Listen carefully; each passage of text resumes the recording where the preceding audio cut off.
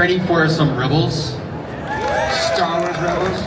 Alright, we're gonna get the crew of the Ghost up here. First, I'd like to introduce Vanessa Marshall Harrison Dula. Welcome up to the stage. And then now, we got our Mandalorian, Sabine Wren, Tiya Sircar. And we got our lost Jedi last. Everybody welcome Taylor Gray, Ezra Bridger.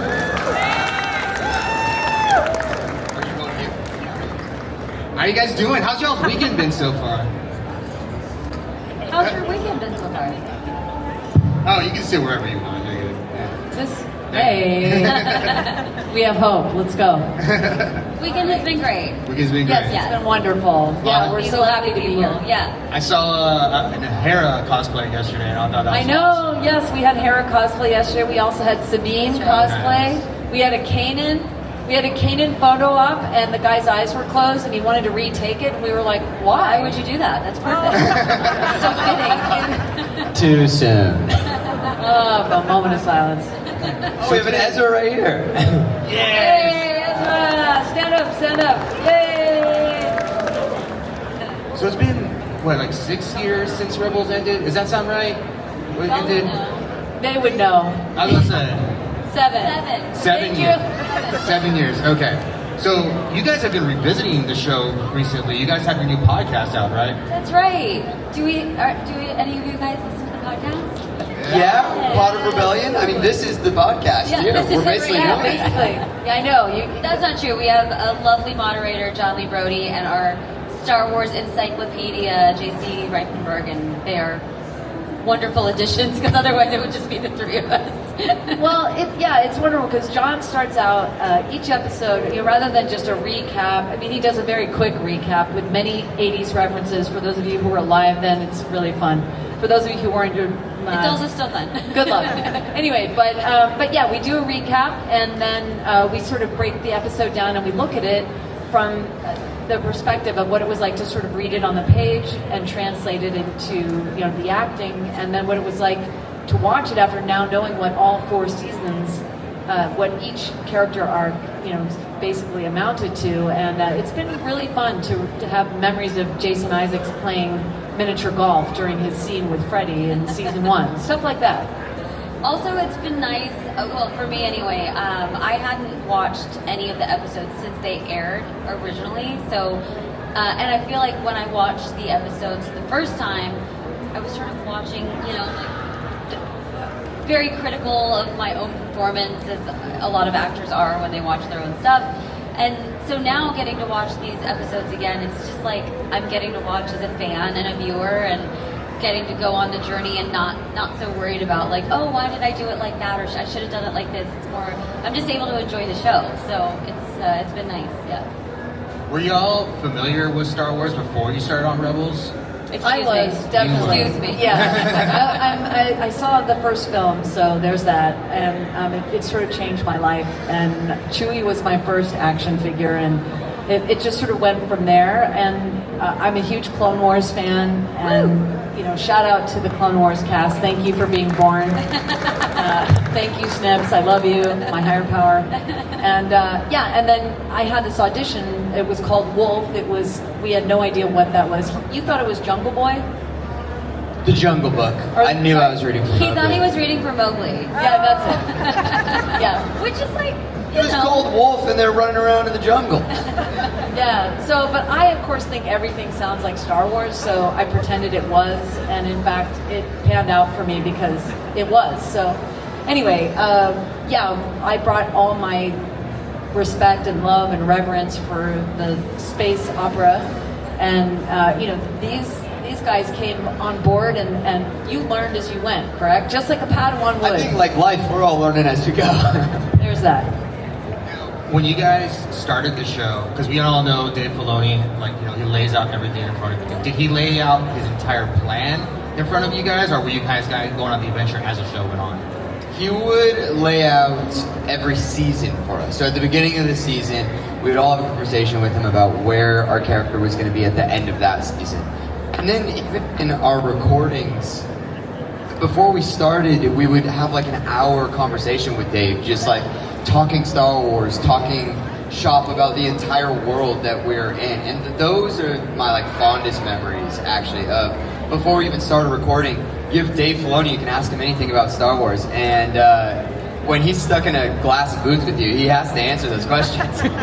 No, and he's happy to answer those questions. I mean, we would have 4-hour recording sessions, and often, like Taylor was just saying, like the first hour would go by, and I feel like he wouldn't give us the long, like the macro view of things, because he's very, I think we've talked about this on the podcast.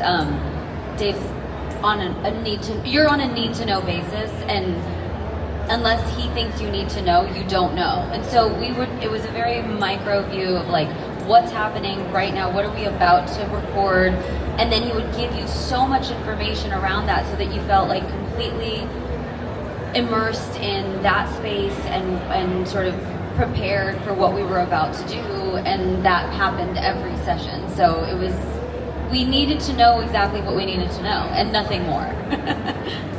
Did you guys, when you guys were seeing your characters develop, was there a moment where you're like, oh my god, this is exciting, like for your characters, individually, for each one of you? Talk about the saber, maybe? Yeah, yes. Well, many times.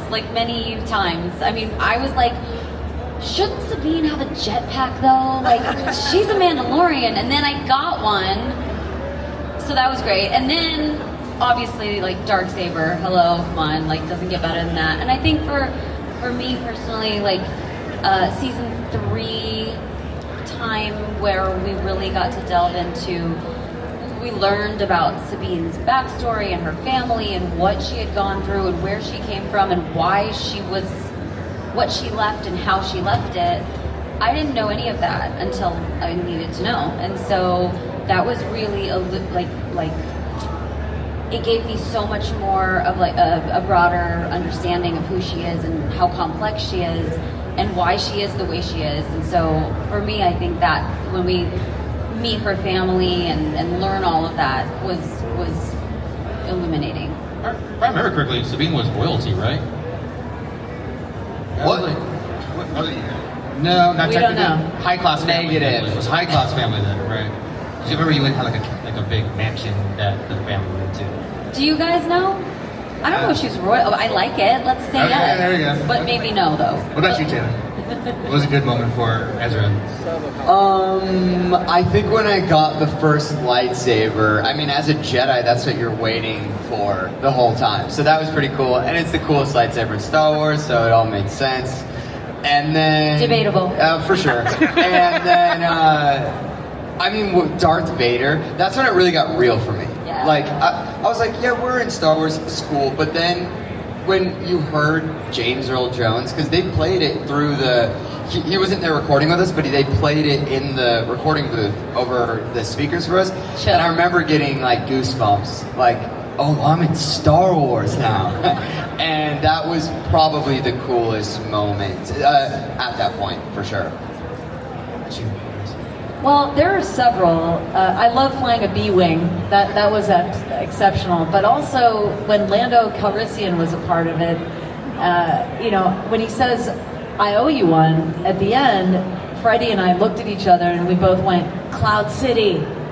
Like, the reason he helped the rebels, is that why? Because he owed us one? And I'm not sure, but that moment, I'll never forget that with Freddie, where we were like, oh, we were nerding out.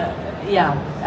But I mean, even to have interacted, Billy D. Williams was recording Dancing with the Stars at the time, so he was not there in person. But the fact that I got to punch his characters, it's pretty spectacular. Pretty epic. Yeah.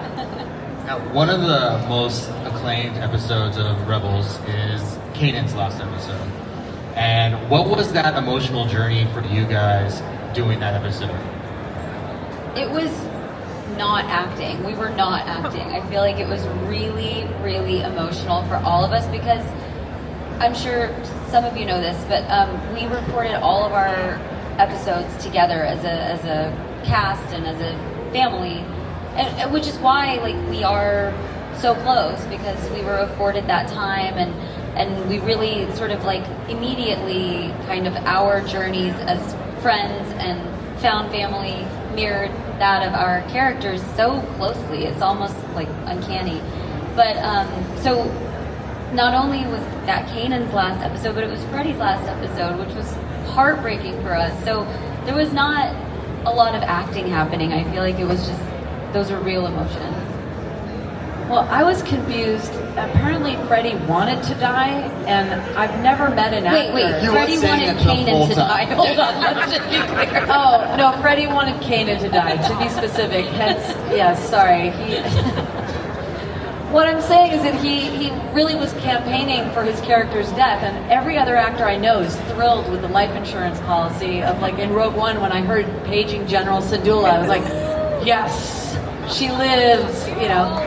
Yes. I know. Well, so that was perplexing. I didn't understand. I don't know any actor who's like, "Hey, I really want to die." Like, oh, okay. Well, do you not like us, or do you do you not enjoy working with us? I don't know. But I see the poetry in it that he was right. Yeah, Freddie's always right.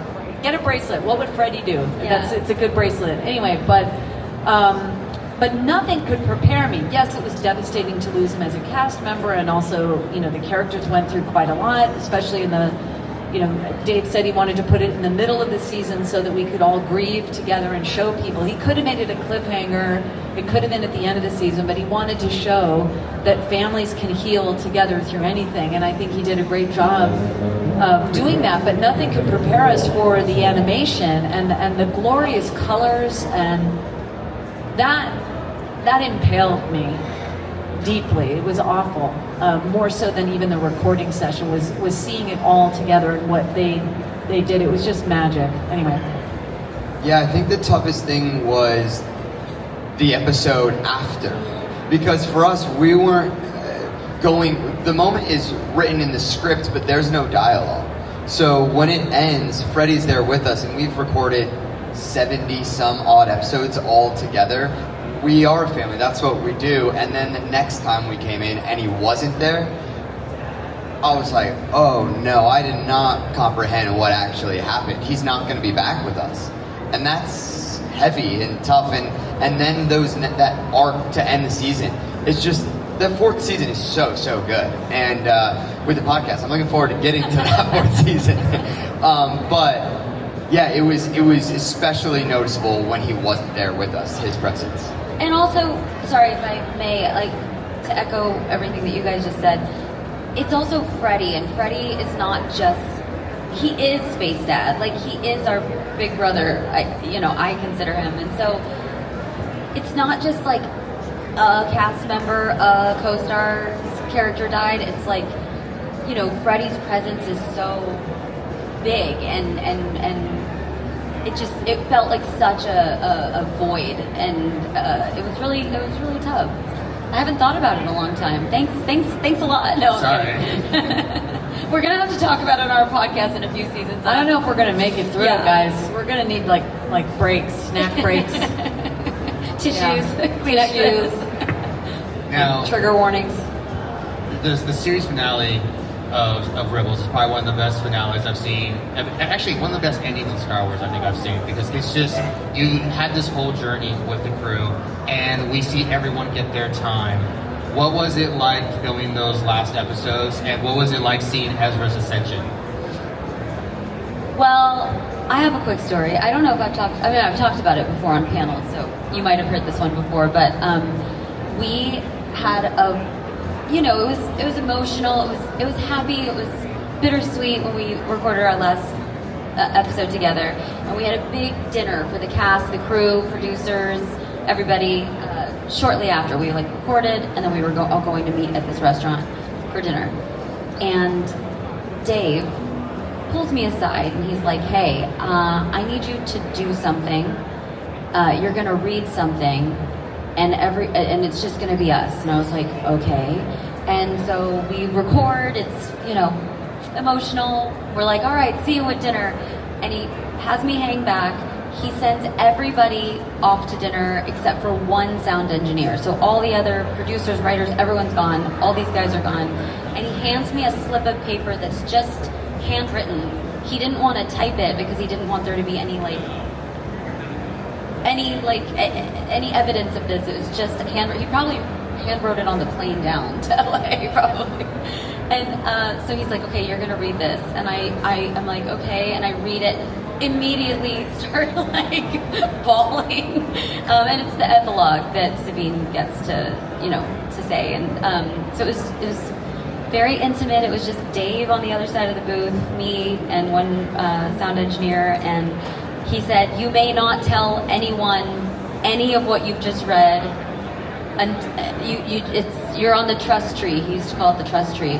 You're on the trust tree, and you are the only other person that knows about this. And so I had to go to dinner having just read what Sabine says in the epilogue and not tell any of my friends. I was like, how am I going to keep this a secret? And the episode didn't get aired for a year after that. So I had to keep this. I mean, you had a baby. I will say, I know, when you came into dinner, we were like, wow, she's really falling apart. We had no idea. Yeah, we had no idea. We were like, yikes, she's really going down. Tiya's really handling this not well. It's just a TV show, Tiya. And like, we were just like, what's her? We're like, eating and hanging out, and she's just like, yeah, I didn't know how to conduct myself because I just knew so much all of a sudden, and I couldn't tell anyone about it. Well, and I kept the secret until I didn't tell anybody. Admirable. And I was very proud of myself. Well, so cut to the 1 year later. 1 year later. Well, we went to a premiere with the finale or whatever. Yeah, it was. they screened the finale at Disney. And we're sitting in the dark, and I did not know that there were night cameras in there to film our reactions. And it's about to end, and I was starving. I'm always starving, and I had a protein bar. So I'm like, I better eat this thing before this is over, and I'm eating my protein bar, and sometimes they're really hard to choke down. Let's be honest. And next thing I know, this epilogue comes on, and I'm going like, huh? And I see like she has a kid. I'm like, didn't I punch you? Or You just grab my arm. yeah, and he was like, I'm losing blood. Yeah, but there is a GIF or a picture of me like going like this at that very moment, which is really not great. But so that's how we found out, and then came the cavalcade of questions for Filoni, like, oh my gosh, wait, is he force sensitive? Does he have Laku? What's going on? Blah, blah, blah. I mean, we learned in real time with all the other fans exactly, like, where is Ezra? All the things were revealed at the same time. Meanwhile, then we looked and we were like, oh, that's what was going on with her at dinner. Right. And with Ezra's sacrifice there at the end, I mean, we talked about this earlier, but I feel like with him doing all the abilities that he had, he's getting up there or he was getting up there at the end of Rebels, like being on par with the strongest Jedi there has been. What was that like? Like, which Jedi are we thinking? So I'm thinking he can talk to animals. He survived. We know he survived hyperspace. Yeah, he's gone up against Vader. He's done this without proper training. Yeah, he survived Vader. I can't even think we're talking pretty strong Jedi. I don't know. Matt said no. They're not setting up. I mean, only Jedi that survived Vader is Luke. Yeah. Wait. I don't know. I mean, the math is nothing, I think. I mean... Are we likening Ezra to Luke Skywalker? Well, obviously it's likening. The story is following the same type of thing. You guys. Well, Anakin Is it not? Is it not kind of that journey? Right? That's a bold statement, I'm just saying. I mean, I would say Anakin's the epilogue, right? Absolutely. Right? And then you have Luke, was almost where because Anakin was always supposed to be there, right? But, I mean, I gotta say, like, Ezra's right there, and then Kanan, right? You're saying it, not me. You're saying it. I'm just seeing a lot of heads go up and down. And so, I mean, I can only go with what people believe. I mean, miracles are happening. You can usurp your master, for sure, right? Yeah. And so, I mean, I don't know. But what about like Obi-Wan? Isn't Obi-Wan pretty strong? I don't know if we ever. I would say. I mean, I don't know if we ever saw his like actual. We were told like he was in his prime, right? But I don't know if we actually saw like the prime, like actually in the movies. Maybe in Clone Wars, I would say we saw a little bit there. But it was always established that Anakin was way stronger as well. But I mean, Obi-Wan kind of just like. Yeah, exactly. down in front of Vader's. I don't know. But I mean, he was pretty strong in the series as well. So, do we have any fan questions for the cast, real quick? Yeah. Okay. I'll come down right over here. Get your question.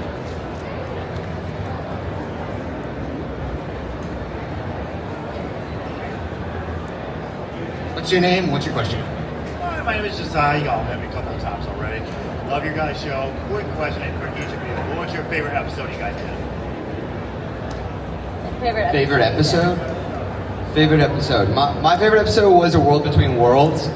I just thought it looked visually the coolest and most different of the entire show, and also we introduced time travel into Star Wars, which is so wild, and it reminded me too of that Mario Kart thing, Rainbow event, which I always thought was very funny. I like Wings of the Master when Hera flies the B-Wing. That's my absolute favorite, or at least for my character, yeah. I think as a fan of the show, a viewer, I would say probably the finale episode, but as an actor, I would say Trials of the Dark Saber, because it was, for me, to get to take Sabine to a place she hadn't been before. I had not, gotten to explore that side of Sabine, and also just like the recording, the process of recording that episode was really special. It was sort of, Dave did sort of the same thing. We recorded together, and then he sent everyone away, and it was just Freddie, myself, Dave, and the sound engineer, and it was really, it was emotional, and it's stayed with me ever since. Thank you. Thanks for that question. What's your name? What's your question? Hello, my name's Zachary. Hi. If your character in the Star Wars universe could interact with another Star Wars character that you didn't get to interact with, who would you love to interact with? Asajj Ventress, all Yes. Jabba the Hutt. I think Han Solo. They would just witty banter back and forth, Sabine and Han. That'd be pretty cool, yeah. Thank you. Thanks. What's your name? What's your question? Hi, my name's Taylor. What's Yesterday, up? Ashley shared a story about a really hard episode for her to record from a technical or humor aspect was the episode where she has to mention the word Serapis a lot, because all she could hear was the word piss. I'm wondering if you guys have an episode or a line that was just extremely difficult to record. On that end of it. Melu Run. We had so much difficulty with Melu Run. Yeah, because the problem is we would ask, or I know I'm super type A and I want to get things right, and I would ask Dave, how do you say this word? Whatever it was, Meiluran was a big one, but then other words, because Sabine speaks a lot of languages, and so I'd say how do you say this? And he would always say well, how would you say it? I'm like, how would I say it? How is it said? What's the right way to say it? And he's very open and said well, how people even in America pronounce words differently, regionally, so it's fine, however you would say it. I'm like, no, but what's the right way to say it? So yeah, there was a lot of discussion on how to pronounce Meilu Run properly, and apparently there isn't. It's however you would say it, which for me drives me crazy. Thank you. Thank you. What's your name? What's your question? Hi, my name is Nathaniel. Hi. I was wondering, do y'all have any funny moments, recording or behind the scenes when doing Rebels? Yeah. Yeah. I mean, probably Jason. Yeah, when Jason Isaacs, who played the Inquisitor, came in and opened a closet and discovered a miniature golf set and proceeded to set it up in the recording studio, and between his takes he would do putt-putt golf, and I thought it was awesome. I thought Freddie was going to murder that guy. It was the most Inquisitor thing to do. Yeah, totally, yeah. It was so cat and mouse. You'd be like, yes, darling, just one moment. Also, it's a recording studio that we recorded in every week, the same studio, and none of us had ever bothered to look in that. It's like someone closet coming in the into corner. your room and finding something cool and playing with your Yeah, toys. And and you're you're like, hey, like, what? How did this guy, we've been here for a year. Why are we not going in the cupboards? What is happening? Yeah. Anyway, that was tons of fun. And then of course I'm always feeding everyone. Yes. My purse has an endless supply of low blood sugar fixes. And for always everybody. something warm, because I was always cold in the studio, and Vanessa would be like, I have a cardigan, you want it? I'd be like, thanks. So we ate a lot of food, is what I'm saying. So that was also fun. Space Mom was space bombing. Thank you. Thank you. All right, what's your name? What's your question? Mike, nice to see you guys. Hi. And I got one question. Out of all the characters in Star Wars, who would form the best starting five lineup of basketball? Of characters? Oh my gosh. I mean, starting five, wouldn't it be I mean, us? wouldn't you just Yeah, go all wouldn't it be- Jedi? I mean, No. I hate to do it, but wouldn't you just go all Jedi? I was gonna say you would do all Mandos. Oh, and have here we go jetpacks. again. They can- Here we go again. Guess what? You can put the jetpack on, but if you have the Force, wrong? I just watched an episode in season 2 where the ship is going away, and the the sister and brother hold the ship back. If you have Jedi, you can just hold all the Mandalorians down with the jetpacks while you do whatever you want with the basketball. As someone who Right. formed the Rebels crew Right. very meticulously, I would say we're right here. Starting five, baby. I'd say starting five is right here. Hera already handled pulling that Thank you. together. Chopper's on the bench. The leader takes charge. Right. Well, Good question. My last question for you guys before we head out was, during your time on Rebels, was there anything that you wish you saw your character be able to do that they didn't get to do? Oh. As Obi-Wan's over there taking pictures. God.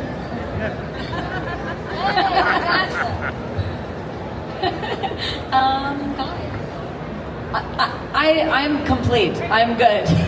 I don't think there was any stone left unturned. And you know, as far as what ends up happening with Jason, I hope we find that out. But that would be more me being curious, space momming again about my offspring. Actually, well, somebody, we had a fan question on our podcast. Sorry, we keep talking about this podcast, but it's what we've been doing for the last good long time. Somebody asked, what was the question that got us to start thinking about like a prequel idea? Anyway, you were saying what did we not get to do, but it was prompted by a fan question, and we started talking about like, well, how did each of them come to the Ghost Crew? I mean, I know we know like backstory, Zev's backstory, Ezra's backstory, Hera's backstory, but like, how did we actually like team up? What was that? What happened? How did that come to be? I think that would be a really cool thing to explore. Just putting that out in the ether. I'm trying to logic it out. I would say I would like to have seen Ezra take down the Empire. But I mean, wouldn't we like any of the rebels to take down the Empire? I think they did so much over the course of the show that was so fun. You can't really be wanting more, but we're getting more, and I love that. Well, I mean, definitely Ezra was the beacon that started everything. So he was and the Ghost Crew were the ones that bring all the rebels together so that they were united by New Hope. So it really was your characters that started the rebellion. The entire rebellion of Star Wars? Well, not the entire rebellion, Well, but it was the that- ones that started to unite Yeah, you guys. Yeah. That's that. what Simon Kinberg said at the San Diego Comic-Con, that they were imagining, you know, we were told to watch documentaries about revolutions and seeing sort of the grassroots, like 4 people sitting on a couch going, you know, things could be different. It took a conversation between a couple people that grew and grew and grew, and he said, we want to know who those people were. And he said that when Princess Leia gives the information to R2-D2, you know, Obi-Wan Kenobi, you're my only hope, or whatever happens, that's on the backs of these characters here, and they wanted to explore that. So anyway, we invite you all to join us on Pod of Rebellion. You can find it on social media, Pod of Rebellion, everywhere. We're on season 2 right now, but it's pretty easy to catch up. We had wonderful guests. Ashley Eckstein was on, James Arnold Taylor, Steve Bloom was with us, Dante Brasco. Huh? D. Bradley Baker. D. Bradley Baker was also there recently, and it's just a really great hang, and we love our Star Wars family. We love being at conventions with you, and it's just a way for us to all be together in between things. So we invite you to come and join the Star Wars family on iHeartRadio. All right, give our rebels a round of applause. They'll be here today. There'll be a couple rows on that left side over there. But thank you guys for joining us. I appreciate you. Thank you guys. May the Force be with you.